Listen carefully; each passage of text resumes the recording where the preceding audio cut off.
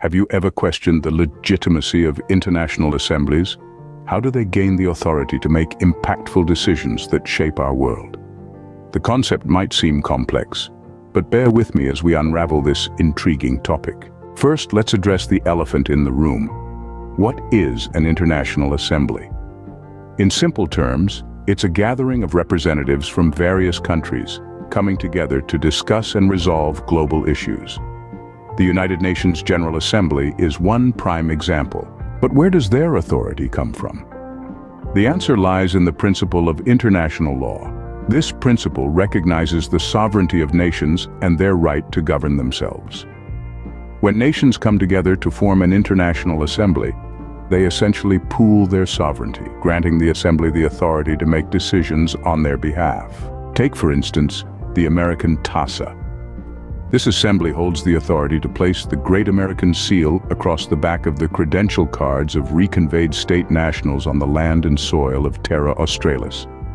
How could they do this if the International Assembly that formed them wasn't legitimate? This brings us to the crux of our discussion. The legitimacy of an international assembly is not a matter of opinion. It's a matter of law, of mutual agreements between nations, and of the principles that underpin our global society. So, to question the legitimacy of an international assembly is to question the very fabric of our international relations.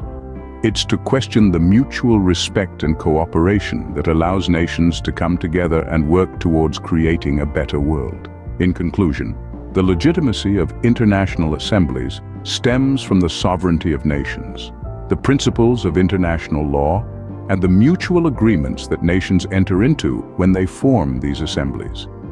These elements combined give international assemblies the authority to make decisions that impact our world. So the next time you find yourself questioning the legitimacy of an international assembly, remember the principles that underpin their authority. Remember that it's not merely a matter of opinion, but a matter of law and mutual respect between nations. And who knows? Understanding the legitimacy of international assemblies might just give you a newfound appreciation for the intricate workings of our global society.